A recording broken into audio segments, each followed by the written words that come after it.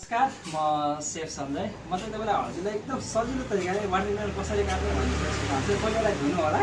अनि ठ्याक्क तपाईँले यसलाई बिचबाट ट्याक्क यस्तै चिरा पार्नु होला। धेरैलाई यो चाहिँ आउँदैन कि वाटरमेलन काट्नको लागि। अनि त्यो भएर मलाई चाहिँ यो चाहिँ मेरो आइडिया है। अनि तपाईँले ट्याक्क यस्तो गरेर ठाडो पारेर सलक्क यसरी चट्टो यसलाई यस्तो पारेर सलक्क यस्तो तरिकाले यो गर्नुहोस् है। त्यसरी एकदम सजिलो हुन्छ। मलाई चाहिँ एकदम सजिलो लाग्छ वाटरमेलन काट्न।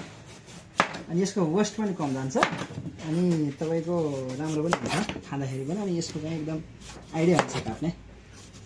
यो चाहिँ मलाई एकदम सजिलो र राम्रो आइडिया लाग्यो। यसरी त्यसलाई फालिदिनुहोस् अनि अलिअलि रहेको चाहिँ यसरी सलक्क पारेर हाल्नु होला। अनि तपाईँले अब बिचबाट यस्तो स्लाइस गर्दा पनि हुन्छ, यस्तै स्लाइस काट्दा नि होइन भने यसरी काट्दा पनि हुन्छ। ट्याक यस्तो गर्ने यसरी यसरी अनि यसरी। मलाई चाहिँ यसरी सजिलो लाग्छ है स्लाइस गर्दा भन्दा पनि।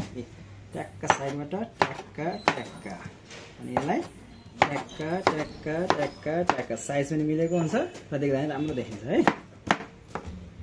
ल सबैजनाले कता कता हुनुहुन्छ, टिकटकमा हुन्छ भने फलो गर्नुहोस्, युट्युबमा हुन्छ भने सब्सक्राइब गर्नुहोस्, इन्स्टा फेसबुकमा हुन्छ भने फलो गर्नु होला हाम्रो उसलाई। र अरू यस्तै भिडियोहरू जान्नको लागि चाहिँ हामीले फलो गर्न चाहिँ नबिर्सिनु होला है। हस्, धन्यवाद। ल